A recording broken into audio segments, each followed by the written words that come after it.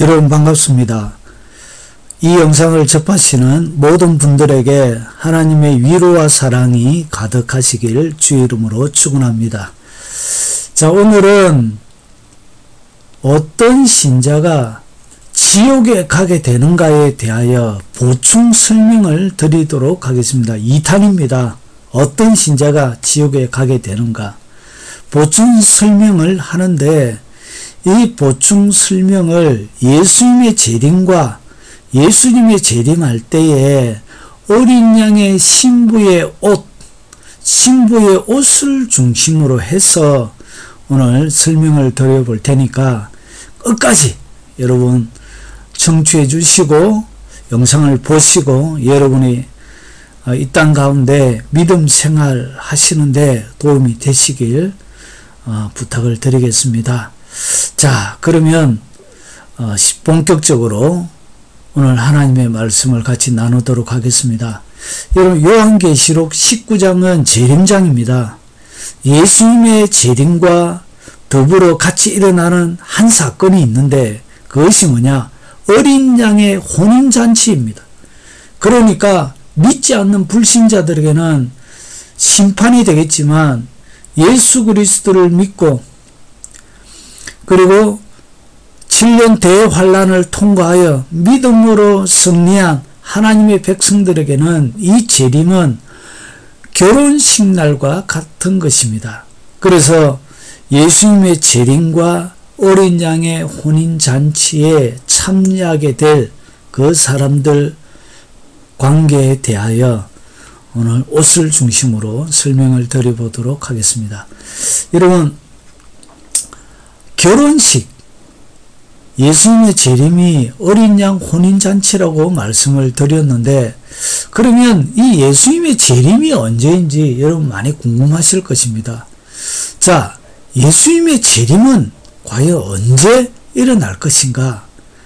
여러분, 예수님의 재림 때를 예수님의 재림 때를 어린 양 혼인잔치라고 설명을 드렸습니다. 그러면 결혼식인데 예수님의 재림은 결혼식인데 결혼식이 진행되려고 하면 가장 먼저 준비되어져야 되는 것이 무엇이죠? 신부죠. 신부가 있어야 그 신부와 결혼식을 진행하게 되어집니다. 그래서 예수님의 재림 때 가장 중요한 것은 뭐냐?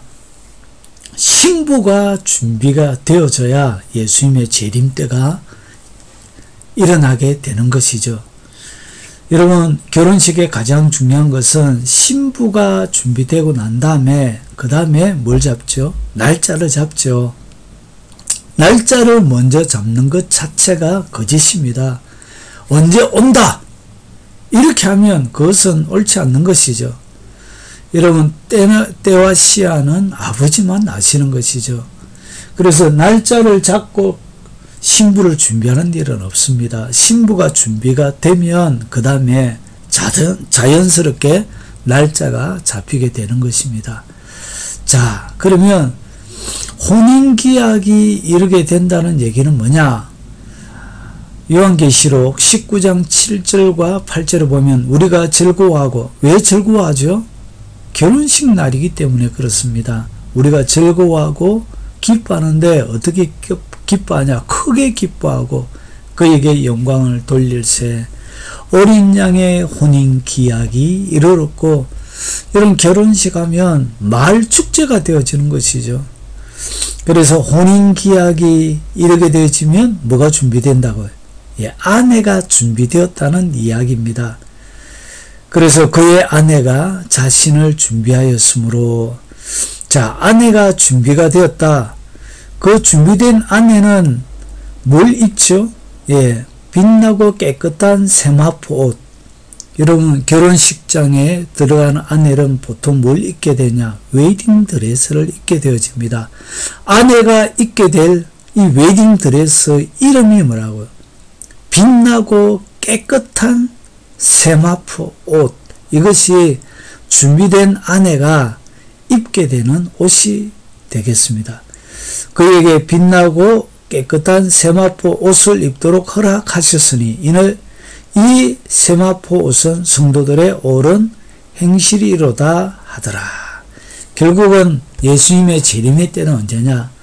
어린 양의 혼인잔치의 아내가 빛나고 깨끗한 세마포 옷을 입을 때, 준비가 되어질 때, 그때 예수님의 재림 때가 일어나게 됩니다. 자, 이것을 별도로 설명하고자 하면 굉장히 이야기가 길어집니다. 그렇지만 오늘은 여기 옷, 세마포 옷, 웨딩 드레스를 중심으로 설명을 드리도록 하겠습니다. 자, 옷은 그러면 뭘 의미하는가? 아담은 어떻게 창조함을 받았는가를 보면 우리가 알 수 있습니다. 창세기 2장 25절에 보면 아담과 그의 아내 두 사람이 벌거벗었으나 부끄러워하지 아니하니라. 아담과 하와가 하나님 앞에 창조함을 받았을 때는 지금 우리가 살아가는 이런 모습과는 좀 다른 모습으로 되어져 있습니다. 여러분, 영안이 열리게 되어지면 오늘 이 이야기가 훨씬 쉽게 이해가 되어지고 쉽게 받아들일 수 있는데, 여러분 그렇지 못하기 때문에 오늘 이 이야기가 여러분에게 조금 거리가 멀게 느껴질 수도 있을 것입니다. 여러분 오해하지 마시고 잘 한번 들어보시면 좋겠습니다. 여러분, 아담과 하와가 하나님 앞에 창조함을 받았을 때는 벌거 벗겨져 있었습니다. 옷을 입지 않았다는 것이죠. 그렇지만 그들은 부끄러워하지 않았습니다. 하나님과의 영적인 교제 가운데 들어가게 되면, 여러분, 모세가 그 장면을 잘 보여주는데, 모세가 하나님과의 시내산에 올라가서 40일 지나고 난 다음에 모세의 몸에 어떤 일이 벌어졌죠? 얼굴에 광채가 났죠. 하나님과 같이 있을 때는 이 빛이 있습니다. 여러분, 영적인 빛이 육체 밖으로 드러날 때는 그가 옷을 입었는지 입고 있는지 벗었는지 잘 보이지 않습니다. 이게 무슨 의미냐면, 여러분 몸 자체에 빛이 나기 때문에 여러분 그 빛 자체가 뭘 입고 있는 것이라고요. 빛의 옷을 입고 있는 것입니다. 여러분, 예수님께서 이 땅 가운데 계실 때에 베드로와 야고보와 요한을 데리고 변화산에 올라간 적이 있습니다. 그때 예수님이 사람의 손으로 빨래하는 자가 희게 할 수 없을 만큼 그가 영광 가운데 빛 가운데 계셨고, 그 좌우에는 모세와 엘리야가 섰습니다. 이것이 뭐죠? 육체, 영적인 빛이 밖으로 드러날 때는 광채가 나는 것입니다. 여러분, 아담과 하와가 하나님 앞에 창조함을 받았을 때는 그들 스스로 벌거벗겨져서 옷을 입고 있지 않았지만 하나님과 영적인 교제를 통하여 여러분 빛의 상태, 밝게 빛나는 하나님과의 깊은 관계 속에 여러분 영적으로 영안이 딱 열려서 영의 상태를 보면 육이 보이는 것이 아니라 영이 보여요. 영이 딱 보이게 되어지면 그 영의 광채 때문에 육체가 무슨 옷을 입었는지 별 상관없이 그 영의 광채가 육체의 옷을 감싸버려요. 그래서 벌거벗었는지 어떤 옷을 입었는지 별 상관없이 영의 빛이 그를 감싸버리기 때문에 이 영의 빛에 의해서 여러분 그런 부끄럽지 않게 되는 것입니다. 여러분이 잘 이해하시면 좋겠습니다. 여러분, 아담과 하와가 범죄하기 이전에는 여러분 하나님과의 깊은 관계 속에, 영적인 관계 속에 살아있는 그 영의 빛이 여러분 육을 덮어버리기 때문에 여러분 영적인 빛의 옷을 입고 있기 때문에 그는 육체가 벌거벗어도 부끄럽지 않습니다. 왜 그러냐? 육체가 보이지 않거든요. 육체의 현장보다 영의 빛이 훨씬 세기 때문에 그 빛의 옷을 입고 있는 것입니다. 그래서 벌거벗고 있었지만 부끄러워하지 않았던 이유가 왜 그랬냐? 하나님의 형상의 옷을 그들이 입고 있었기 때문에 그렇습니다. 그런데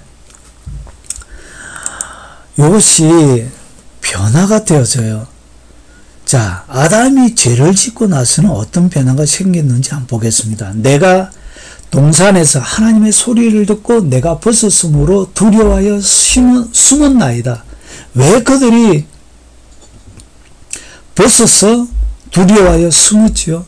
전에는 영광의 옷, 하나님의 형상의 옷, 그리고 죄를 짓기 이전의 상태의 그 영의 빛이 그를 감싸고 있었기 때문에 벗은 것이 보이지 않게 되어졌죠. 그런데 죄를 지음으로 그 하나님의 빛이, 영의 빛이 사라져버리는 것입니다. 그것이 없어지는 것이죠. 그래서 영의 빛이 육체를 감싸지 못하기 때문에, 영의 옷이 육체를 감싸버리지 못하기 때문에 육체만 보이기 시작하는 것입니다. 그래서 아담과 하와가 죄를 짓고 나서 벌거벗은 모습이 보여진 것입니다. 그리고 나서 부끄러워하게 되어지는 것입니다. 여러분, 하나님과의 깊은 관계 속에 있으면 그 영의 빛이 육체의 어떤 형태를 띠든 상관없이 여러분 감싸버리게 되어집니다. 그래서 영이 육체의 모든 것을 초월하기 때문에 여러분 부끄럽지 않게 되어지는데, 이 빛이 하나님과의 관계 속에 있는 영의 옷이 죄를 통하여 사라져버리니까 여러분 육체가 벌거벗겨지고, 그래서 부끄러움이 그들 가운데 생기게 되어진 것입니다. 아담이 범죄하기 이전에는 육적인 옷을 벗고 있었지만 영적으로 옷을 입고 있었던 것이죠. 그 옷이 뭐죠? 하나님의 형상. 그 형상을 통하여 그 하나님의 빛이죠.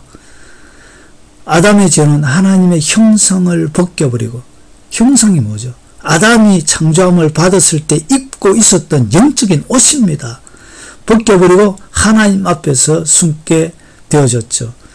육적인 벗음이 문제가 아니라 영적인 벗음이 문제가 되었던 것입니다. 창세기 2장에는 벗은 것이 문제가 되지 않았습니다. 왜냐? 영적인 옷 입은 상태가 육적인 상태를, 여러분, 육적인 상태를 포함해버리고 육적인 상태를 잠식해버리기 때문에 영의 상태만 보이게 되어집니다.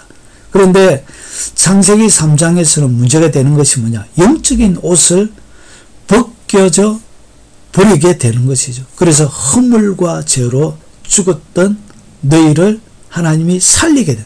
허물과 죄로. 그래서 모든 사람이 죄를 범하였으며 하나님의 영광에 이르지 못하더니, 하나님의 영광이 하나님과의 관계 속에 그들 가운데 있었는데 모든 사람이 죄를 범함으로 하나님의 영광을 그들이 잃어버리게 되어지는 것이죠. 이것이 뭐죠? 영적인 옷이죠. 그래서 죄를 지음을 통하여 무엇을 뺏겨버렸다고? 영적인 옷을 빼앗겨버린 것입니다. 영적인 옷을 빼앗겨버리니까 영적인 옷이 육체를 완전히 포함해서 육체를 감싸서 보이지 않게, 영적인 옷이 너무나 강력하기 때문에 육체의 상태를 덮어버리는데, 지금은 영적인 옷을 잃어버리니까 육체에 추하고 벌거벗겨진 그 모습만 보이게 되어진 것입니다. 자, 이 죄는 결국은 어떻게 되어지냐? 영적인 옷을 벗겨버리는 그런 심각한 일이 일어나게 되어집니다. 여러분, 죄는 언제든지 영적인 옷을 벗겨버리는 그런 일들이 일어납니다. 자, 정리하면 이렇습니다. 죄는 뭐하냐? 죄는 끊임없이 영적인 옷을 벗겨버리는 역할을 하는 것입니다. 자, 이사야서 59장 6절과 8절은 이렇게 설명하고 있습니다. 그 짠 것으로는 옷을 이룰 수 없을 것이요. 육체의 옷을 얘기하는 것입니다. 그래서 육체적으로 우리가 꾸미는 이런 것들은 진정한 옷이 못 된다는 것이죠. 그 행위로는 자기를 가릴 수 없을 것이요. 왜 그러냐? 그 행위는 죄악의 행위라. 그 손에는 포악한 행동이 있으며 그 발은 행악하기에 빠르고 무지한 피를 흘리기에 신속하며 그 생각은 악한 생각이라. 황폐와 파멸이 그 길에 있으며 그들은 평강의 길을 알지 못하며 그들이 행하는 곳에는 정의가 없으며 구분길을 스스로 만드나니 무릇 이 길을 밟는 자는 평강을 알지 못하느니라. 오늘 여기에서 이 죄는 무엇으로 짓느냐? 우리의 육체적인 행동으로 짓는 것입니다. 그래서 육체적인 행동으로 이 짓는 이 행위로는 무엇을 이룰 수 없다고요? 옷을 이룰 수 없다는 것이죠. 그래서 죄악된 행위로는 영혼을 가릴 수 있는 영적인 옷을 만들 수가 없게 되는 것입니다. 자, 그러면 계시록 19장 8절부터 이 세마포옷은 결국은 이 행위가 결국 무엇이라고요? 옷입니다. 옷. 세마포옷은 성도들의 옳은 행실이로다. 정리하면 이렇습니다. 옷은 뭐라? 이 옷이 의미하는 것은 결국은 이 땅 가운데 살아가는 우리의 행실, 이 행동, 행위가 옷입니다. 옷. 그러면 내가 이 땅 가운데 살아가는 이 모든 삶이 결국 무엇이라고요? 옷을 만드는 과정이라고 성경은 우리에게 설명하고 있는 것입니다. 자, 정리하면 이렇습니다. 옷은 인간의 행실, 행위죠. 밀접하게 관련이 있습니다. 그래서 4대 교회에게 예수님께서 하셨던 이야기를 보면 좀 더 잘 알 수 있습니다. 요한계시록 3장 1절부터 5절을 보면 4대 교회의 사자에게 편지하라. 교회란 것은 예수님을 믿는 사람을 얘기합니까? 믿지 않는 사람을 얘기합니까? 믿는 사람을 얘기하는 것이죠. 예수 그리스도를 주라고 고백한 그 사람을 얘기하는 것입니다. 하나님의 7영과 7별을 가지신 이가 이르시되 내가 내 행위를 아노니. 행위가 뭐죠? 이것이 바로 옷이라고 설명을 드렸습니다. 자, 행위를 예수님께서 안다, 알고 있다라고 얘기합니다. 내가 살았다는 이름을 가졌으나 죽은 자로다. 결국은 그가 죽은 자가 되어졌던 이유가 뭐죠? 내 행위 때문에 그렇죠. 그래서 2절에 너는 일깨어 그 남은 바 죽게 된 것을 굳건하게 하라. 결국은 죽게 된 것을 굳건하게 해라는 얘기는 이전에는 살아있었다는 것이죠. 예전에는 살아있는 상태, 예수 그리스도를 믿고 구원받은 상태란 것이죠. 그런데 그가 왜 죽게 되어졌냐? 죽게 된 것을 굳건하게 하라. 죽게 되어져 있는 행위를 그가 가지고 있었다는 것이죠. 내 하나님 앞에 내 행위의 온전한 것을 찾지 못하였노니 그러므로 내가 어떻게 받았으며 어떻게 들었는지 생각하고 어떻게 받았다는 얘기는 이미 구원을 받은 것을 얘기합니다. 예수 그리스도의 말씀을 그가 받았고 들었다라고 얘기하고 있죠. 그래서 지켜 회개하라. 만일 일깨지 아니하면 내가 도둑같이 이르리니 어느 때에 내가 이럴런지 내가 알지 못하리라. 그러나 사대에 그 옷을 더럽히지 아니한 자 몇 명이 내게 있어 흰옷을 입고 나와 함께 다니리니 그들은 합당한 자의 연고라. 이기는 자는 이와 같이 흰옷을 입을 것이요. 여러분, 4대 교회에게 편지한 것이 누구에게 한 것이냐? 결국은 예수 그리스도를 믿는 신자에게 한 것이고 그의 행위에 온전한 것이 없었기 때문에 그의 옷을 더럽혔기 때문에 그는 죽은 자가 되어진 것이고 결국은 버려지는 자가 되어진 것입니다. 여러분, 이기 옷을 더럽히지 아니한 자, 그 자가 흰옷을 입고 바로 그 자가 이기는 자고 그런 자만이 구원을 받는 것입니다. 자, 그래서 한 번 구원은 영원한 구원이 아닙니다. 여러분, 성경 어디를 봐도 여러분, 그것은 이단 사상이에요. 그것은 날조된 것이요. 그런 것은 여러분 거짓말입니다. 거짓말. 여러분, 그 행위가 하나님 앞에 온전한 것이었고, 옷을 더럽히면서 조금 전에 보여드렸던 손과 발과 생각으로 악한 것을 하며 파멸의 길을 가는 그들이 구원을 받는다 이야기하며, 이것은 회개라고 가르쳐야 되는 것이지, 그에게 평안을 선포하는 것은 여러분 인간이 인간으로 할 수 있는 최악의 악한 행동이 되는 것입니다. 자, 옷은 결국은 인간의 행실과 밀접하게 연관이 되어져 있고, 그 옷을 더럽히면 뭐가 되어진다? 버려지는 것입니다. 자, 범죄한 죄인을 위해 하나님은 무슨 일을 하셨느냐? 옷을 잃어버린 그들을 위해서 뭘 했느냐는 것이죠. 첫째는 아담에게 살펴볼 필요가 있습니다. 범죄한 아담이 하나님과의 관계가 계속적으로 이어지기 위해서 이 범죄한 아담에게 필요한 것이 무엇이었는지 한번 보겠습니다. 아담, 죄를 지은 죄인입니다. 하나님께서 이 아담에게 가죽옷을 선물해 주셨습니다. 여러분, 아담이 하나님과의 새로운 교제를 위해서 그의 눈앞에 펼쳐진 이 장면은 충격에 충격을 받았을 거라 저는 생각합니다. 여러분, 자기가 이름을 지어줬고 자기와 같이 가장 친하게 지냈던 동물 중에 한 동물이겠죠. 여러분, 아담이 가죽옷을 입었는데 그 가죽옷의 주인이 누구인지는 성경은 얘기하지 않습니다. 그런데 여러분, 뒤에 하나님께서 잡아라고 했던 그 동물들을 보면 아마 아담의 시대에도 아마 양이나 소나 잡지 않았을까, 그렇게 추측해 볼 수 있을 것 같습니다.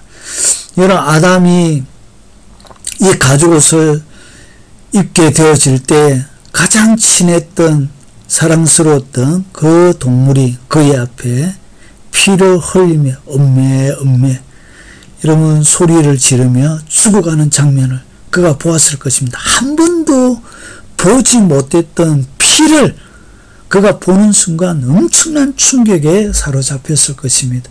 그 양이 죽고 그 양의 가죽을 하나님께서 다 뜯어내어서 결국은 그 가죽, 동물의 가죽으로 옷을 지어서 아담에게 주었습니다. 결국은 그 동물이 흘렸던, 그 가축에 흘렸던 그 피 때문에 가죽옷이 만들어졌고, 그 가죽옷 때문에 하나님과의 교제가 회복이 되어지는 것이죠. 자, 그래서 그 피의 제사를 통하여서 하나님과의 새로운 교제가 일어나는데, 이 피의 제사는 결국은 하나님께서 뭘 입히는 것이죠? 옷을 새롭게 입히는 것입니다. 가죽옷을 아담에게 입히는 것이 뭐다? 그게 바로 피의 제사입니다. 피의 제사의 가장 근본적인 것은 결국은 피를 통하여 죄를 덮는 것이죠. 덮는다는 얘기는 뭐와 같은 것이죠? 옷을 입히는 것입니다. 죄가 있지만 그 위에다가 피를 덮음으로, 피를 입힘으로, 옷을 입힘으로 여러분 그 죄악들이 가려지게 되어지는 것입니다. 그래서 하나님께서 이 땅 가운데 어린 양 대신 예수 그리스도를 보내어서 그의 피로, 그 대속의 피로, 그 피로 죄를 덮는 것이죠. 죄 용서가 일어나는 것입니다. 그래서 이 죄인이 아담 때의 가죽옷을 입고, 그리고 그 뒤에 아브라함부터 시작해서 여러분 이스라엘 모든 자손의 성막 제도를 통해서 여러분 이 피의 제사, 신약에는 예수 그리스도의 속죄를 통해서 인간들에게 하나님께서 다시 인간들과 만나기 위해서 무슨 옷이 필요했냐? 육을 덮는 영혼의 모습을, 하나님과의 만남이 일어나기 위해서 뭐를 덮어야 되냐? 죄악된 육체를 덮어야 되는 것입니다. 이 죄악된 육체 때문에 아담이 창조함을 받았을 때는 그 영의 빛이 육체를 덮어버리고 육체를 덮고 있었던 것이죠. 그래서 영의 빛이 이 육체의 상태가 더 이상 보이지 않게 되어졌던 것입니다. 그와 마찬가지로 하나님이 다시금 인간들과 교제하기 위해서는 뭐가 필요하냐? 이 육체를 덮어버려야 되는 것이죠. 그래서 육체를 덮는 것을 갖다가 우리는 뭐라 부르죠? 옷이라 부르죠. 자, 이미 죄를 지었기 때문에 옷을 입히는 방법밖에는 없는데 그 옷이 바로 예수 그리스도로 옷 입는 것입니다. 그래서 로마서 13장 14절에는 오직 주 예수 그리스도로 옷 입고 예수님을 믿음으로 뭘 입게 되어지는 것이라 옷을 입는 것입니다. 육체의 정욕을 위하여 육신의 일을 도모하지 말라. 여러분 더 이상 이 육체가 보이지 않게 예수 그리스도의 피로 여러분 옷을 입게 되어지는 것입니다. 자, 좀 더 정리해 보겠습니다. 언제 그리스도의 옷을 입게 되느냐? 갈라디아서 3장 26절과 27절은 우리에게 이렇게 설명하고 있습니다. 너희가 다 믿음으로 말미암아 그리스도 예수 안에서 하나님의 아들이 되었으니 믿음으로 말미암아 하나님의 아들이 되는데 누구든지 그리스도와 합하기 위하여 세례를 받은 자는 그리스도로 옷 입느니라. 결국은 믿음으로 이 믿음의 표식으로 우리가 세례도 받고 하죠. 결국은 믿음으로 예수 그리스도를 믿음으로 그리스도로 옷 입게 되는 것입니다. 예수 그리스도께서 나의 죄를 대신하여 죽으신 것을 내가 믿음으로 그 믿는 순간 그리스도로 여러분이 옷을 입게 되는 것입니다. 여러분 예수님을 여러분의 구주로 여러분 영접하셨죠. 믿으셨죠. 그러면 뭘 입고 있다고요?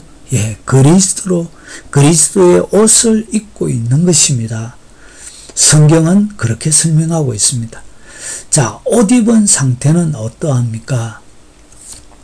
예수 그리스도로 옷 입고 정욕을 위하여 육신의 일을 도모하지 말라. 그리스도로 옷을 입고 있는데 이 옷에 대하여 이사야 61장 10절은 좀 더 자세하게 설명하고 있습니다. 이 그리스도의 옷이 하나만이 아니에요. 내가 그리스도 여호와로 말미암아 크게 기뻐하며 내 영혼이 나의 하나님으로 말미암아 즐거워하리니 이는 그가 구원의 옷을 내게 입으시며 공의의 겉옷을 내게 더하심이 신랑이 사모를 쓰며 신부가 자기 보석으로 단장함 같게 하셨습니다. 오늘 여기서 그리스도로 옷 입었다는 것을 좀 더 자세하게 설명하는데 여러분 여기 보면 신랑, 신부가 나오죠. 신랑과 신부는 뭘 얘기하는 것이죠? 신랑과 신부는 우리가 보통 결혼식 때 쓰는 것이죠. 결혼식 전에 신랑, 신부. 결혼식을 위하여 남자와 여자를 부를 때 우리가 보통 신랑, 신부라 그러죠. 그러면 잘 보세요. 자, 그가 구원의 옷을 내게 입히시며 공의의 겉옷. 공의의 겉옷이란 것은 이 땅 가운데 공의롭게 살아가는 것이 겉옷이 되어지고 구원의 옷은 이런 겉옷과 반대되는 이 구원의 옷은 결국 뭘 얘기하냐? 속옷을 얘기하는 것입니다. 그래서 구원의 옷은 여러분 설명하자면 그런 것입니다. 이 구원이란 것은 여러분 속옷의 개념이 있고 여러분이 이 땅 가운데 살아가는 여러분 공의로운 행위로서 살아가는 공의의 이 행위의 삶은 여러분이 겉옷이 되는 것입니다. 그래서 이 공의의 겉옷을 내게 더하심이 신랑이 사모를 쓰며 신부가 자기 보수로 단장함 같게 하셨습니다. 결국은 그리스도로 옷 입는데 한 가지 옷이 아니라 두 가지 옷입니다. 하나는 구원의 속옷, 다른 하나는 공의의 겉옷입니다. 이 두 가지가 신부가 입어야 될, 단장해야 될 바로 그 웨딩 드레스가 되는 것입니다. 그런데 우리는 무엇만을 지금까지 많이 강조해야 하냐면 구원의 속옷, 구원의 옷만을 계속적으로 강조하고 이 구원의 옷만 있으면 다 되는 것처럼 영원 무궁토록 지옥 갈 수 있는 자격을 박탈당한 것처럼 우리는 그렇게 설교를 듣고 가르침을 받고 수많은 사람들이 그렇게 오해하고 수많은 사람들이 제대로 알지 못하여 많은 영혼들이 지옥에 가고 있는 것입니다. 뭐가 없어서? 공의의 겉옷을 신부가 준비하지 못했기 때문에 그런 것입니다. 여러분, 구원의 속옷보다 더 중요한 것이 뭐냐? 공의의 겉옷입니다. 이것이 신부가 단장해야 될 웨딩 드레스입니다. 자, 그러면 좀 더 설명을 드리면, 정리하면 이런 것입니다. 신부 단장에는 구원의 속옷과 공의의 겉옷이 필요합니다. 이것을 설명하면 이런 것인데, 자, 옷은 행위라고 얘기했습니다. 행위. 이 땅 가운데 여러분이 살아가는 그 행위가 옷인데, 이 옷은 어떻게 주어지죠? 예수 그리스도의 속죄 십자가의 그 사역을 통하여 우리에게 주어지게 되어집니다. 그런데 여러분이 이 예수 그리스도의 십자가의 그 사역을 통하여 우리에게 주시는 이 예수님의 사역은 두 가지가 있습니다.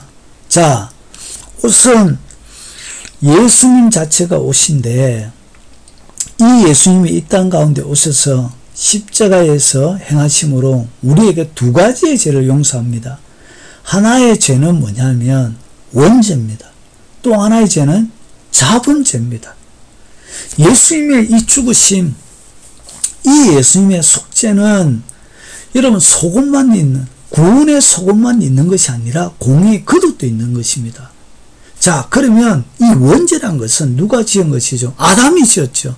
아담이 지은 죄를, 여러분 그 원죄가 계속적으로 내려오는 것인데 아담이 지은 것입니다. 내가 지은 것이 아닙니다. 그것은 아담이 지은 죄입니다.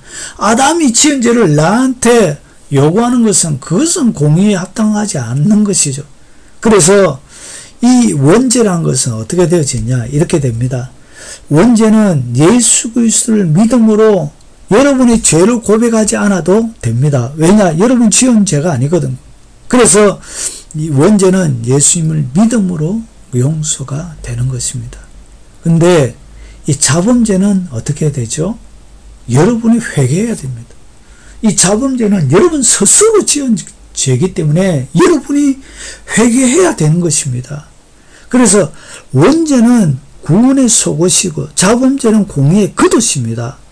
자, 이 옷, 자, 원죄는 믿음으로 속옷이 되어지고,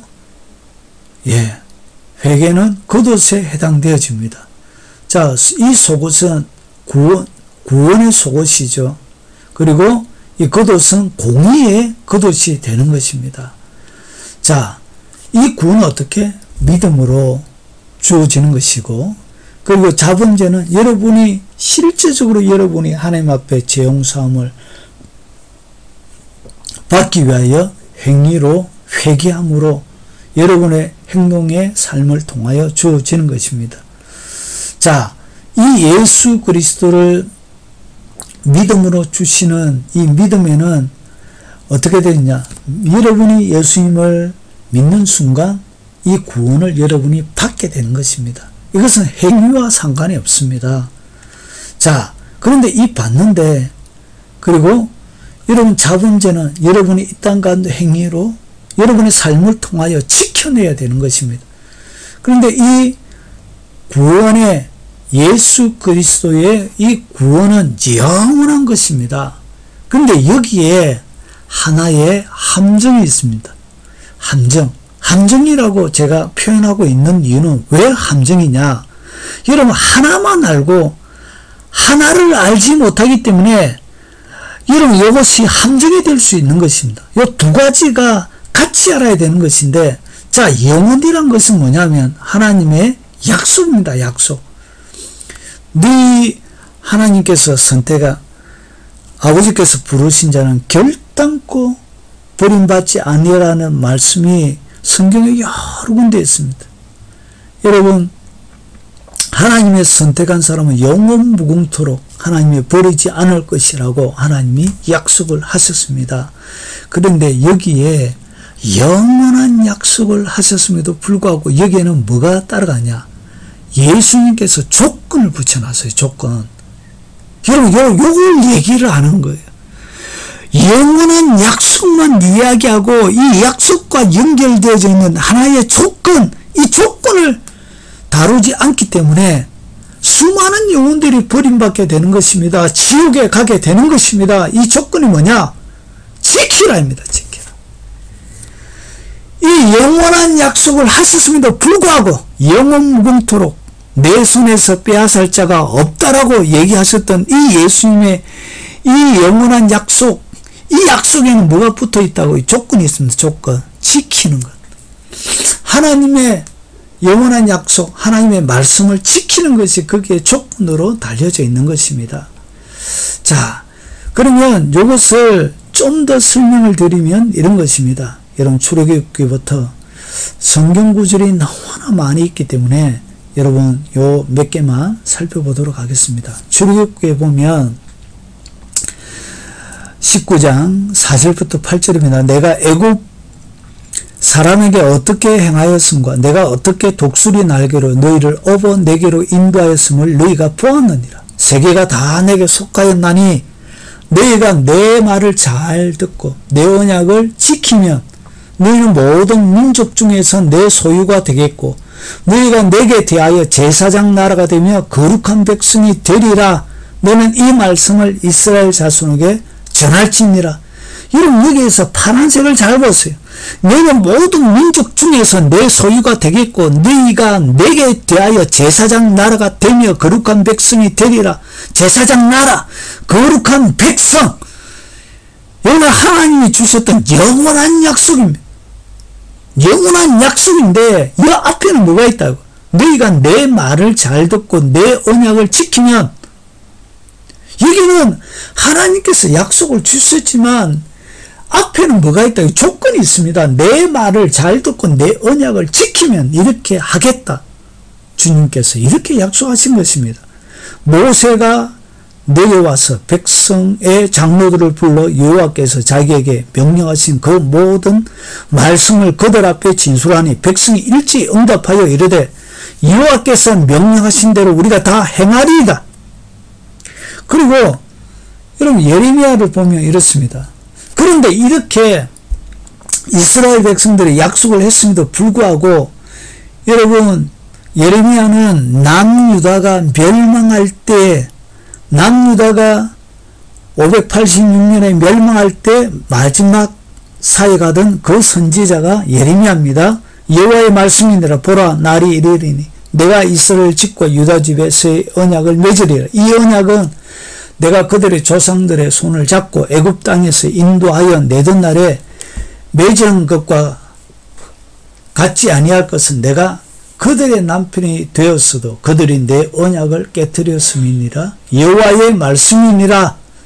결국은 그들이 어떻게 했다고? 언약을 깨버린 것입니다.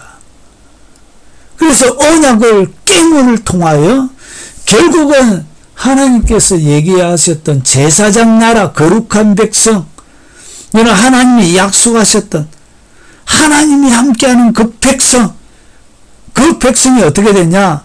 결국은 바빌론 포로로 잡혀가게 되는 것입니다. 앞에서 이야기했던 이스라엘과 유다 자손들에게 맺었던 그 언약이 깨어지게 되어지는 것입니다.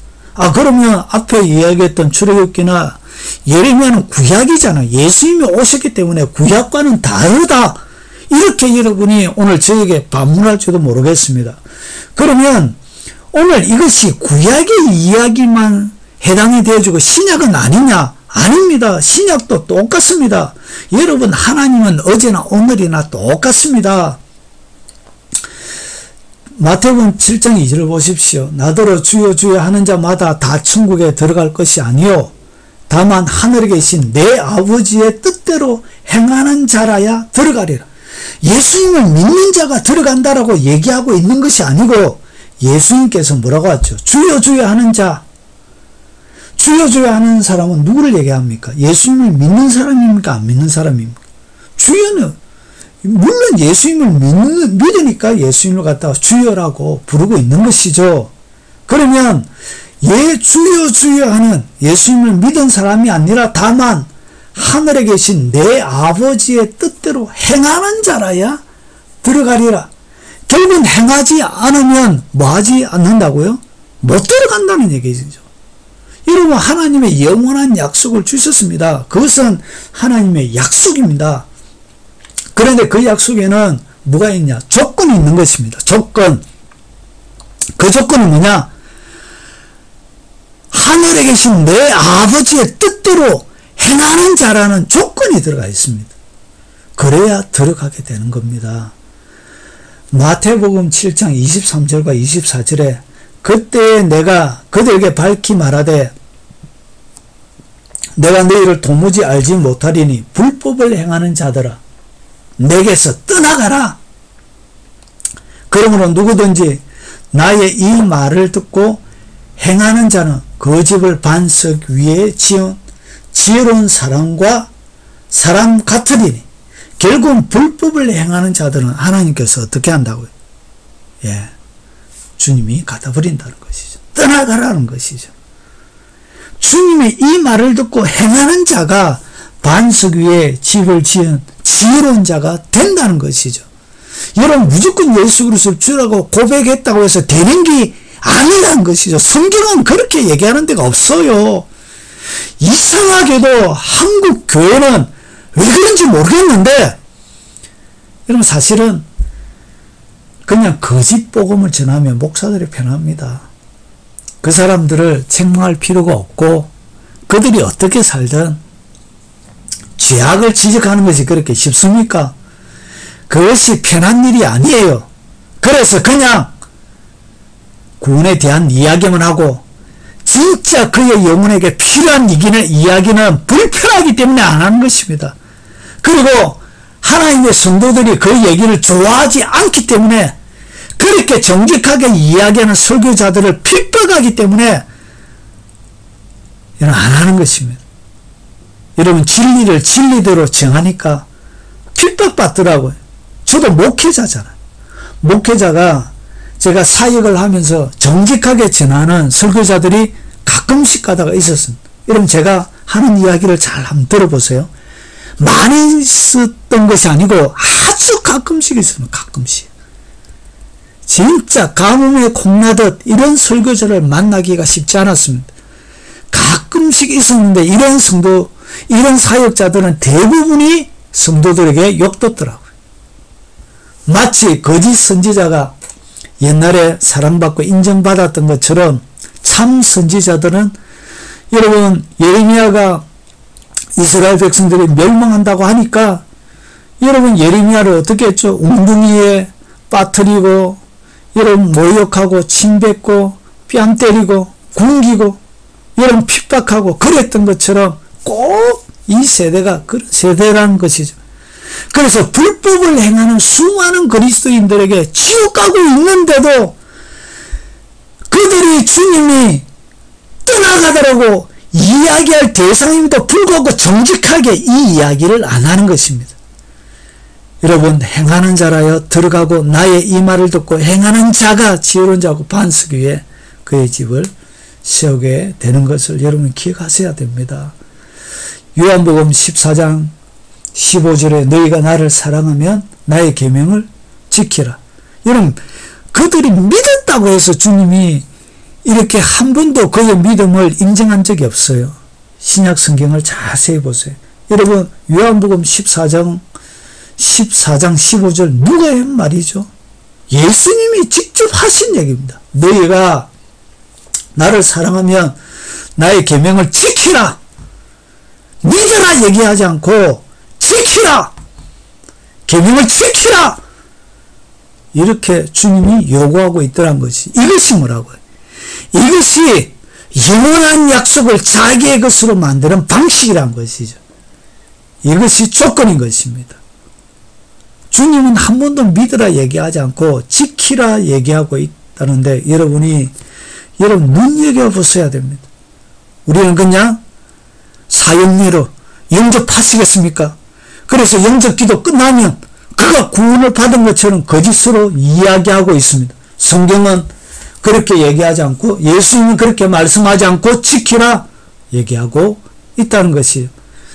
예수님의 친동생이 지었던 야고보서 2장 14절을 보세요. 내 형제들아 만일 사람이 믿음이 있노라 하고 행함이 없으면 무슨 유익이 있으리요. 그 믿음이 능히 자기를 구원하겠느냐? 행함이 없는 믿음은 자기를 구원하지 못한다라고 예수님의 동생 야고보가 직접 얘기하고 있는 것을 잘 보십시오. 행함이 없으면 유익이 없습니다. 믿음이 능히 자기를 구원하겠느냐? 이 얘기는 뭐죠? 구원 못한다는 것이죠. 받는다는 것이죠. 지옥 간다는 것입니다. 야고보서 2장 2절 내가 보거니와 믿음이 그 행함과 함께 일하고 행함으로 믿음이 온전하게 되었느니라. 여러분, 행함과 믿음을 따로따로 구분해서 가르치는 것 자체가 이단이요. 이렇게 설명하는 것 자체가 비진리요. 이렇게 설명하는 것 자체가 위험한 것이요. 누구를 위해서? 왜 이렇게 가르치는 것입니까?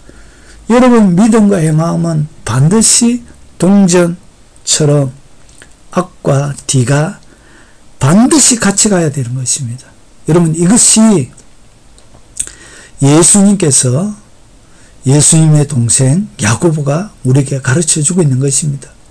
그러면 요한이 예수님의 품에 머물러 있던 예수님이 사랑하시는 가장 친하였던 그 제자 요한이 하는 이야기를 한번 들어보세요. 우리가 그의 계명을 지키면 믿으면 이렇게 얘기하지 않고요. 여러분, 신약 성경을 잘 보세요. 믿으면 이렇게 얘기하는 데가 거의 없어요. 그러면 믿으면 이렇게 이야기하면 반드시 그들의 행위가 같이 나와요.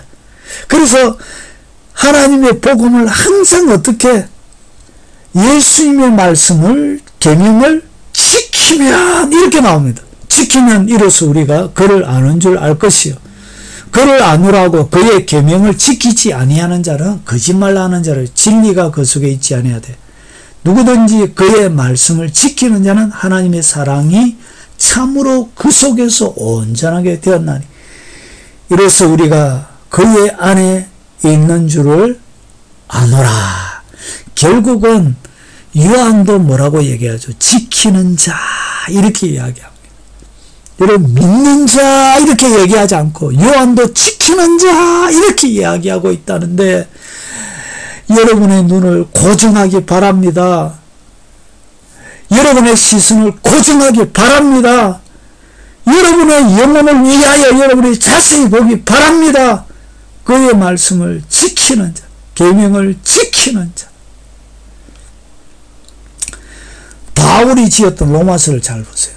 로마서 13장 12절과 14절에 우리가 어둠의 일을 벗고 빛의 갑옷을 입자. 어둠의 일, 빛의 갑옷을 입자. 낮에와 같이 단정히 행하고, 행하는 것은 뭐죠? 지키는, 행동으로 옮기는 것이죠.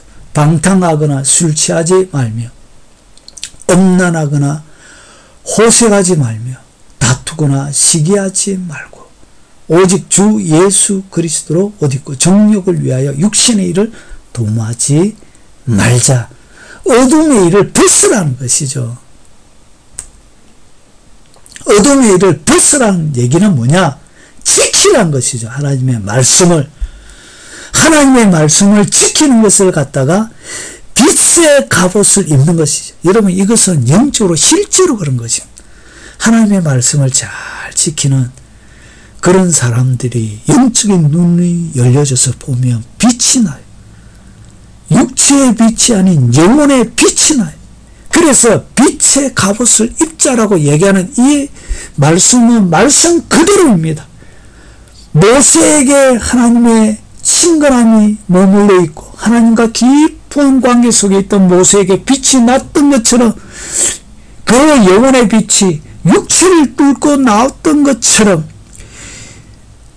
하나님과의 깊은 관계 속에 하나님의 말씀을 생명을 바쳐서 지키는 그들에게는 여러분 실제적으로 빛이 납니다. 빛. 그 그래서 바울이 그것을 영의 눈으로 직접 본 것입니다. 그래서 이것은 실제로 본 것인데 빛의 갑옷을 입게 되는 것입니다. 무함으로, 하나님의 말씀을 지킴으로, 그리스도의 옷, 이것이 바로 빛의 갑옷입니다. 여러분, 이런 영적인 빛이 나오게 되는 것입니다. 이런 옷을 입게 되는 것이, 이것이 결국은 단정히 행한 것, 어둠의 일을 벗는 것과 같이 맞물려서 설명이 되어지고 있습니다.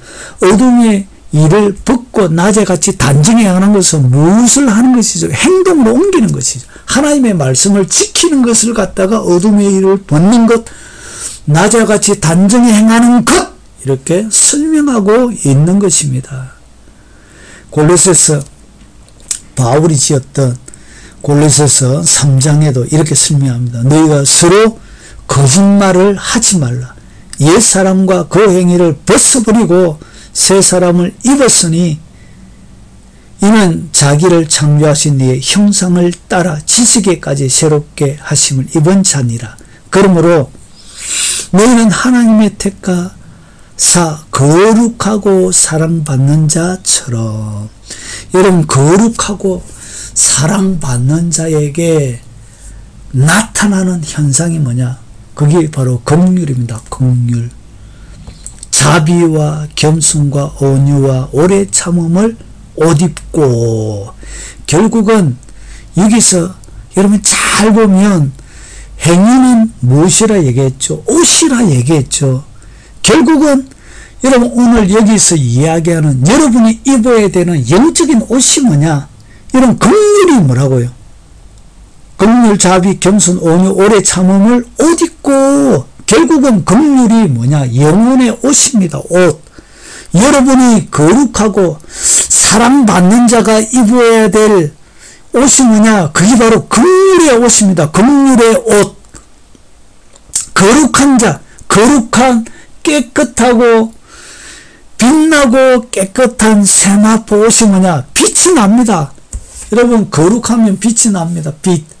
영적인 실제로 빛이 나는 것입니다. 그래서 최고의 빛이 뭐냐? 이런 그것이 바로 긍휼의 빛입니다. 긍휼.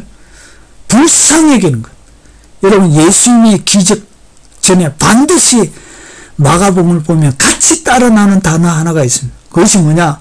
저희를 불쌍히 여기사 고쳐주시고. 불쌍히 여기는 것. 불쌍히 여기는 것. 그게 긍휼이죠. 여러분, 사람을 향하여 불쌍히 여기는 그 긍휼이 뭐냐? 여러분이 입어야 될 옷이요. 그 긍휼이 가득한 사람이 뭐냐? 그게 바로 여러분 영적인 옷을 입고 있는 것입니다. 여러분, 긍휼의 옷이 있습니까? 여러분이 영원히 입어야 될 영적인 공의의 겉옷이 뭐냐? 그게 바로 긍휼의 옷입니다. 긍휼. 여러분, 사람 불쌍히 여기기 바랍니다. 이 긍휼의 이 옷, 이것이 최고의 공의의 옷 가운데 하나입니다. 여러분이 거룩하고 여러분 사랑이 밖으로 드러날 때 이 사랑이 밖으로 날 거룩과 사랑이 플러스가 되어져서 거룩과 사랑이 밖으로 뿜어져 나올 때, 거룩과 사랑의 빛이 밖으로 쏟아져 나올 때, 그때 뭐가 나오냐? 그때 나오는 빛이 바로 긍휼입니다. 긍휼. 강력한 긍휼의 옷을 입고 있는 사람은 여러분 빛이 납니다. 빛. 영혼이 빛이 나요. 무슨 옷을 입고 있기 때문에? 긍휼의 옷을 입고 있기 때문에 그런 것입니다. 여러분, 사람을 불쌍히 여기십시오. 자비와 긍휼은 같이 가죠. 여러분, 실제적으로 여러분의 행동으로 옮기고 여러분의 삶으로 베풀어주는 그것이 여러분의 영혼의 옷이 되고 이것이 의의 공의의 겉옷이 되는 것입니다. 여러분, 겸손하십시오. 이 겸손이 여러분이 입어야 될 영혼의 옷이요 공의의 옷입니다. 온유하고 오래 참, 이런 것이 뭐냐? 결국은 이것이 공의의 옷이요 영적인 옷이 되는 것입니다. 이것은 뭐 하는 것이죠? 여러분의 삶으로, 여러분의 행동으로 지키면서 여러분이 이 땅 가운데 보여줘야 되는 것이죠. 지키는 것입니다. 자, 그러면 오늘 제가 설명을 드렸지만 구약도 조건으로 되어져 있죠. 영혼에 대한 그 약속은 조건을 여러분이 지킬 때, 신약도 여러분 뭐 해야 된다고요? 예수님께서 끊임없이 영원한 것을 약속하셨지만 지키라고 얘기하고 있는데 여러분 집중하셔야 됩니다. 이것이 뭐냐? 이것이 여러분의 신부 단장해야 될 두 가지 옷이 되는 것입니다. 자, 옷 입은 자의 자세는 어떻게 해야 되느냐? 여러분 지키고 더럽히지 않아야 됩니다. 여러분 새 옷을 입고, 우리가 특별히 입어야 될 옷이 뭐냐? 신부 웨딩드레스죠. 웨딩드레스를 뭐 해야 되냐? 결혼식 전날까지, 결혼식하는 당일까지 지키고 더럽히지 않아야 합니다. 그래서 요한계시록 16장 15절에 보라, 도둑같이 어린이 누구든지 깨어 자기 옷을 지켜 벌거벗고 다니지 아니하며 자기의 부끄러움을 보이지 아니하는 자는 복이 있도다. 도둑같이 온다. 이것이 예수님의 재림을 얘기합니다. 이 예수님의 재림을 이야기하면서 갑자기 왜 옷을 얘기하고 있죠? 재림과 옷, 결국은 결혼식 때문에 그런 것입니다. 그래서 도둑같이 오시는데 누구든지 깨어 자기 옷을 지켜, 옷을 지키는 것입니다. 여러분 옷을 입은 자의 자신을 어떻게 해야 되냐? 잘 지키고 더럽히지 않아야 되는 것입니다. 그래서 깨어 자기 옷을 지켜 벌거벗고 다니지 아니하는 자가 부끄러움을 보지 않고 이런 자가 복이 있다 라고 예수님의 재림과 더불어 설명하면서 얘기하고 있는 것입니다. 자, 요한계시록 우리가 아까 전에 찾아보았던 것처럼 4절에 사대 교회 그 옷을 더럽히지 아니하는 자, 뭐 해야 되냐? 이는 옷을 지킬 뿐만 아니라 더럽히지 않아야 됩니다. 옷을 더럽히지 않는 자세. 여러분 결혼식이 아직 남아 있습니다. 여러분 예수 그리스도의 신부입니다. 결혼식 날이 아직까지 이르지 않았기 때문에 그 신부가 그 웨딩 드레스를 어떻게 해야 되냐? 지킬 뿐만 아니라 더럽히지 않아야 된다는 것이, 행위에 온전하지 못한 것으로 인하여서 이 옷이 더럽히지 않아야 된다는 것이죠. 여러분 온전하지 못한 행동들은 결국은 어떤 일이 보냐? 옷이 더러워지는 것입니다. 여러분 이 땅 가운데 함부로 살아가는 여러분의 삶, 피 흘리기에 빠른 손, 이런 거짓말하는 이 입, 죄악으로 달려가기에 빠른, 그리고 악한 생각으로 가득 들어차 있는 이런 생각들, 이런 것들을 통하여 옷이 더럽혀지는 것입니다. 그 옷을 더럽히지 않아야 된다는 것이죠. 그리고 5절에 이기는 자는 이와 같이 흰옷을 입을 것이요. 어떤 자가 이기는 자는 옷을 더럽히지 않는 자가 이기는 것입니다. 내가 그 이름을 생명책에서 결코 지우지 아니하고, 생명책에서 지우지 않는다는 것은 생명책에서 지워진다는 얘기입니까? 지워지지 않는다는 얘기입니까? 생명책에서 안 지워지는데 예수님께서 생명책에서 결코 지우지 아니한다라고 얘기하지 않는다는 것이, 생명책에서 결코 지우지 않는다는 얘기는 생명책에서 지워진다는 것을 얘기하고 있는 것입니다. 여러분 그래서 한 번 구원은 영원한 구원이 아닙니다. 얼마든지 생명책에서 지워질 수 있는 것입니다. 자, 더러워진 옷은 그러면 우리가 이 땅 가운데 살다가 죄악을 통하여 옷이 더러워질 수 있죠. 예, 우리가 연약해서 그럴 수도 있고, 몰라서 그럴 수도 있고, 그리고 비겁해서 그럴 수도 있고, 이런 피치 못할 여러 가지 사정 때문에 그럴 수도 있습니다. 그래서 이 더러워진 옷은 여러분 어떻게 되냐? 성경은 이렇게 얘기합니다. 이사야 64장 6절 무릇 우리는 다 부정한 자 같아서 우리의 의는 다 더러운 옷 같으며 우리는 다 잎사귀같이 시들므로 우리의 죄악이 바람같이 우리를 몰아가나이다. 여러분 하나님 앞에 깨끗한 자가 솔직하게 어디 있습니까? 여러분 딱 깨놓고 하나님 앞에 그의 의를 드러내며 자랑할 만한 자가 여러분 이 땅에 몇이나 되겠습니까? 그래서 우리가 이 땅 가운데 하나님의 눈에 비춰진 우리는 다 부정하고 그리고 우리의 의는 결국은 더러운 옷과 같습니다. 여러분 하나님의 기준에 우리의 삶은 더러운 옷과 같은 그런 상태란 것이죠. 여러분 그러면 이 더러운 옷은 어떻게 해야 되냐?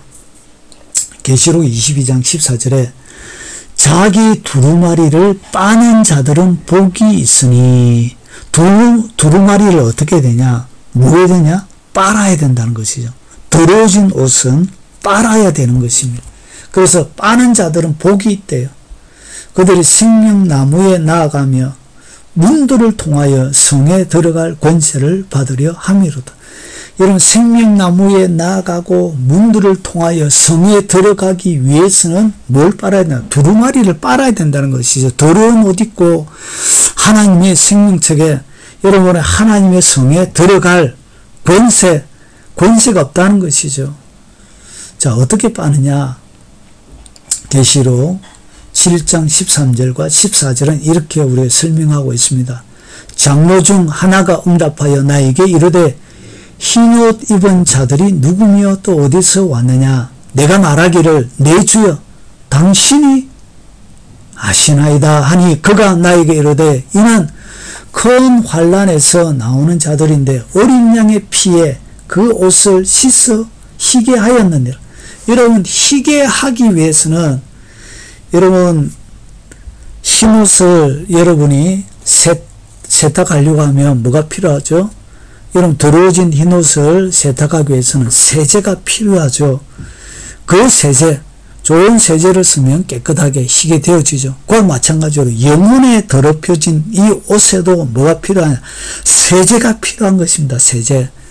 그 영혼에 더럽혀진 옷을 깨끗하게 씻는 그 세제가 뭐냐? 그 세제가 바로 어린 양의 피입니다. 어린 양의 피에 그 옷을 씻어 희게 하는 것입니다. 어린 양의 피가 영혼에 더럽혀진 옷을 깨끗하게 하는 영적인 세제가 되는 것입니다. 그러면 씻어야 되는데 세제만 있다고 해서 여러분 이것이 깨끗한 빨래가 안 되는 것처럼 어린 양의 피를 여러분이 씻으라고 씻어야 되는데 어떻게 씻는다고요? 이 씻는 여러분 옷을 세제 넣고 세탁기에 돌리는 것처럼 씻는 어떻게 씻느냐? 영적인 세탁기가 뭐냐? 그것이 바로 씻어 하는 것이 바로 회개입니다. 이 회개는 영혼의 옷을 희게 만드는 영적인 세탁기입니다. 세탁기. 이 세탁기의 세제는 어린 양의 피고 그리고 씻는 이 과정, 빨래하는 이 기계가 뭐라고요? 이 회개가 바로 영적인 세탁기와 같은 역할을 하는 것입니다. 그래서 더럽혀진 이 옷은 영적인 세제인 어린 양의 피로 여러분 씻어야 되는데 영적인 세탁기인 회개에 집어넣어야 회개의 세탁기에 집어넣어서 희게 만드는 것입니다. 여러분 더럽혀진 옷을 입고 오랫동안 더러운 가운데 여러분의 행위가 온전하지 못하고 옳은 것을 불법으로 여러분의 삶이 채워져 있다면 여러분 어린 양의 피로 여러분 회개하시기 바랍니다. 그 어린 양의 피를 의지하여 철저하게 여러분이 회개함으로 주님 앞에 다시 돌아오시기 바랍니다. 그렇게 영적인 옷이 깨끗하게 세탁이 되는 것입니다. 자 그러면 한 가지 더 나아가서 설명을 드리면 심하게 더러워진 옷은 어떻게 해야 되느냐? 여러분 도저히 세탁이 불가능한 옷이 세상 가운데 있습니까? 없습니까? 있지요. 그와 마찬가지로 영혼에 너무나 심하게 더럽혀져 있는 이 옷은 어떻게 세탁을 하느냐, 어떻게 하느냐. 스가랴 3장 3절부터 4절에 보면 여호수아가 더러운 옷을 입고 천사 앞에 서 있는지라 여호와께서 자기 앞에 선 자들에게 명령하사 그 더러운 옷을 벗기라 하시고. 여러분, 심하게 더러워진 옷은 어떻게 하냐? 세탁이 불가능해. 세탁이 불가능하기 때문에 그 더러운 옷은 어떻게 하냐? 벗깁니다. 벗겨야 되죠. 그 옷을 어떻게 세탁을 할 수가 없게 되어집니다. 자, 그러면 출애굽기에 보면 이렇습니다. 출애굽기 32장 32절에 보면 그러나 이제 그들의 죄를 사하시옵소서. 그렇지 아니하시면 원하건대 주께서 기록하신 책에서 내 이름을 지워버려 주옵소서. 여러분, 옷이 완전히 벗겨지면 어떻게 되어진다고? 이름이 완전히 지워지는 것입니다. 여러분, 예수님만 그렇게 아신 것이 아니고 여러분, 하나님의 도서관에서 창세기, 출애굽기, 레위기, 민수기, 신명기 이 5권의 책을 보고 기록했던 이 모세, 하나님의 모세 오경을 기록했던 모세도 기록하신 책에서 이름이 지워지는 것을 알았던 것입니다. 그래서 더러워진 옷이 완전히 벗겨지게 되어지면 어떻게 되느냐? 이름이 지워지게 되는 것입니다. 그래서 이 죄를 통하여 옷이 벗겨집니다. 여러분, 죄는 옷을 벗기는 일을 합니다. 영적인 옷을 벗겨버리는 이런 일을 합니다. 그것을 통하여 뭐가 없어진다고요? 이름이, 더러운 옷이 벗겨짐으로 이름이 생명책에서 지워지게 되는 것입니다. 여러분, 그래서 한 번 구원은 영원한 구원이 아닙니다. 우리가 이런 말씀을 자주 듣지 못했다고 해서 이것이 진실이 아닌 것이 아니란 것이죠. 여러분, 한두 군데가 아니죠. 그러면 이 말씀을 유심하게 보고 여러분이 경각심을 가지고 옷을 더럽히지 않기 위해서 살아야 되는 것이죠. 자, 심하게 더러워진 옷, 이것을 다시금 새롭게 하는 방법을 계시록에서 설명합니다. 여러분, 계시록 3장 17절과 19절은 7 교회 가운데 제일 마지막에 나오는 라오디게아, 여러분, 예수님께서 칭찬한 것이 하나도 없는 가장 그런 교회입니다. 믿는 신자들이 다니고 있는 것이 교회죠. 그래서 라오디게아 교회에게 한 얘기라는 것을 여러분이 눈여겨보셔야 됩니다. 내가 말하기를 나는 부자라 부유하여 부족한 것이 없다 하나 내가 공고한 것과 가련한 것과 가난한 것과 눕는 것과 벌거벗은 것을 알지 못하도다. 예수님께서 영적인 눈으로 딱 보니까 이 라오디게아 교회는 너무 부자 교회였습니다. 잘 살았습니다. 부족한 것이 없었어요.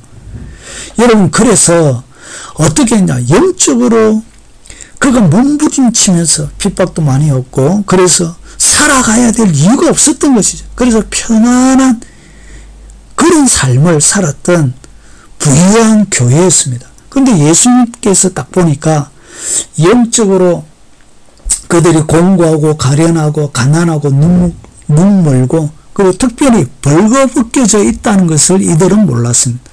이런 죄악 가운데 살아가는 이 교회 성도들이 예수님의 눈에 보여져 있는 것은 뭐라고요? 벌거벗겨져 있더란 것이죠. 부끄러운 것으로 알지 못하고 그래서 벌거벗은 것을 알지 못하는 도다. 여러분, 죄악 가운데 오랫동안 물들어 있는 사람들은 제가 더러워진 옷은 어떻게 되어진다고요? 벗겨집니다. 벗겨져요. 벗겨진다고요. 벗겨지기 때문에 여러분 벌거벗은 상태가 되어지는 것입니다. 오랫동안 죄 짓고 살아가는 여러분 심하게 돌아올 길이 많이 보이지 않는 그들의 영적인 상태는 어떻게 되느냐? 벌거벗겨져 있는 상태가 되어지는 것입니다. 그래서 이 벌거벗겨져서 옷이 없는 이런 상태가 어떻게 회복되는지를 한번 보십시오. 내가 너를 권하노니 내게서 불로 연단한 금을 사서 부유하게 하고 흰옷을 사서 입어 벌거벗은 수치를 보이지 않게 하고 안약을 사서 눈에 발라 보게 하라. 여러분, 흰옷을 벌거벗겨져서 옷이 없는 그들이 어떻게 옷을 산다고요? 흰옷을 사서 입어야 합니다. 벌거벗겨져서 옷이 없는 상태는 뭐 해야 되냐? 옷을 사야 되는 것입니다. 여러분, 오랫동안 제약 가운데 살아가는 사람은 영적으로 보면 벌거벗어 있는 상태입니다. 벌거벗겨져서 그가 공부하고 가련하고 가난하고 눈물에 있는 것도 알지 못한 것입니다. 그래서 이 벌거벗겨져 있는 이 사람이 다시금 옷을 입기 위해서는 흰옷을 사서 입어야 됩니다. 그러면 어떻게 사느냐? 여러분, 뭘 사기 위해서는 뭘 지불해야 되죠? 그 옷에 맞는 가격을, 돈을 지불해야 되는 것이죠. 그래서 그들이 지불해야 될 그 돈, 그들이 지불해야 될 그 돈은 뭐냐? 19절을 보니까 무릇 내가 사랑하는 자를 책망하여 징계하노니 그러므로 내가 열심을 내라 회개하라. 여러분, 흰옷을 사서 입으라는데 어떻게 사느냐? 그것을 갖다가 19절은 이렇게 설명하고 있는 것입니다. 내가 사랑하는 자를 책망하여 징계하노니 그러므로 내가 열심을 내라 회개하라. 사라고 했는데 그 사는 방식이 열심을 내고 회개하는 것입니다. 결국은 영적인 옷, 영적인 돈을 지불해야 되는데 영혼의 옷, 흰옷을 살려고 하면 돈을 내는 것처럼 무엇을 지불해야 되는데 여러분이 지불해야 될 그것이 뭐냐? 열심을 내는 것입니다. 회개하는 것입니다.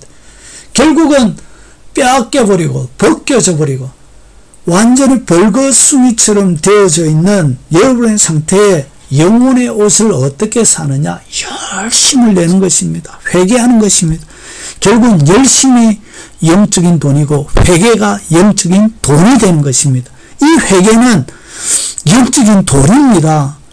이 회개를 통하여 흰옷을 다시금 사게 되는 것입니다.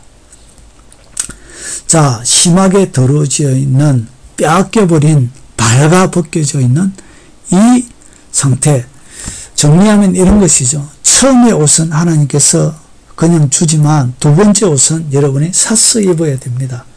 자, 정리하면 이렇죠. 슬기 있는 자들이 대답하여 이르되 우리와 너희가 쓰기에 다 부족할까노니 차라리 파는 자들에게 가서 너희 쓸 것을 말아 사라. 어떻게 산다고요? 예, 돈을 줘야 되죠. 사는 방법이 뭐냐? 수고하는 것입니다. 노력하는 것입니다. 희생하는 것입니다. 여러분이 열심을 내는 것입니다. 열심, 회개, 이런 것이 영적인 돈입니다. 이렇게 사는 것입니다. 여러분이 필요한 것이 있습니까? 영적인 돈을 지불해야 됩니다. 어떻게 지불한다고요? 영적인 돈이 뭐라고요? 그것이 열심이요. 그것이 바로 회개요. 그것이 희생이요. 노력이요. 수고입니다. 사랑하는 여러분, 육적으로는 가난할 수 있습니다. 그러나 영적으로는 여러분이 가난한 자가 안 되길 바랍니다. 영적으로 가장 부유한 자가 누구라고? 열심히 있는 자들, 회개 많이 하는 자들, 그들이 흰옷을 입은 자요. 그들이 결국은 돈이 많은 영적인 부자가 되는 것입니다. 예레미야 2장 32절에 보면 처녀가 어찌 그 예물을 입겠느냐? 신부가 어찌 그 예복을 입겠느냐? 여러분, 예수 그리스도를 믿음으로 하나님의 신부가 되신 것을, 예수 그리스도의 신부인 것을 여러분이 스스로 고백하십니까? 여러분, 그러면 뭐가 필요하다고? 신부가 그 예복을 잊으면 안 된다는 것이죠. 예복을 잊은 자는 어떻게 된다고요? 생명책의 이름이 지워집니다. 여러분, 예복이 없는 자가 여러분 구원의 옷, 팬티를 입고 속옷을 입고 결혼 예식에 들어가는 자가 있습니까? 없습니까? 없습니다. 그런 자들은 주님이 여러분 어떻게 하느냐? 밖에 쫓겨나서 슬피 울며 이를 갈미 있습니다. 여러분, 혼인잔치에, 결혼식 잔치에 예복을 입고 있지 않는 자가 있었습니다. 주님께서 뭐하죠? 왜 어찌한 예복을 입지 않느냐고 하면서 이런 밖으로 쫓아내면서 슬피 울며 이를 갈미 있으리라, 그렇게 말씀하셨습니다. 여러분, 예복이 준비되지 않는 자는 버림받습니다. 여러분이 예수 그리스도 주라고 고백해서 구원의 은혜, 여러분 구원의 옷을 입었다면 그것으로 끝이 아니란 것이죠. 뭘 준비해야 되냐? 공의의 겉옷, 예복을, 신부 단장의 예복을 준비해야 되는 것입니다. 신부가 그 예복을 잃으면 결혼식에 참여 못합니다. 버림받습니다. 그래서 어린 양의 혼인잔치, 예수님의 재림 때에 여러분이 예수 그리스도의 신부가 된다면 빛나고 깨끗한 세마포 옷이 준비가 되어져야 됩니다. 세마포 옷이 없는 사람, 이 사람은 버림받게 됩니다. 쫓겨나게 되어지는 것입니다. 여러분, 그래서 믿는 신자도 지옥 가게 되는 것입니다. 여러분, 그래서 이 세마포 옷은 뭐냐? 성도들의 옳은 행실이다. 결국은 아까 전에 거룩과 사랑이 가득한 사람들은 뭐가 드러나야 되냐? 성도들의 옳은 행실이 뭐냐? 긍휼과 자비와 겸손과 온유와 오래 참음의 옷, 바로 이 옷이 여러분이 입어야 될 영적인 옷이 되는 것입니다. 이것이 바로 공의의 겉옷이 되는 것입니다. 여러분, 이 땅을 살아가면서 영적인 겉옷이 준비가 안 되면 여러분 반드시 버림받습니다. 여러분 지옥 가게 되십니다. 여러분의 이름이 생명책에서 지워지게 되어지는 것입니다. 깨끗한 세마포 옷, 여러분 구원의 속옷, 구원의 옷과 공의의 겉옷을 입고 제대로 된 신부 단장을 하셔서 마지막 예수님의 재림의 때 어린 양 혼인잔치에 즐겁게 결혼식에 신부로 참여하는 여러분들이 되시길 주의 이름으로 축원합니다. 자, 그러면 다음 시간에 3탄은 뭐냐? 3탄은 그러면 하나님은 어느 선까지 우리가 이 땅 가운데 죄를 짓습니다. 그러면 하나님은 어느 선까지 우리의 죄를 용서해 주실 수 있는지, 그리고 더 이상 어느 선까지 넘어가면 용서가 안 되는지, 거기에 대하여 다음 시간에 여러분들에게 자세하게 설명을 드리겠습니다. 다음 시간도 기대해 주시길 바라며, 오늘 이 영상이 여러분이 이 땅 가운데 공의의 신부 단장하시며 어린 양의 신부로 준비되어져 가는데 도움 되시길 주의 이름으로 축원합니다.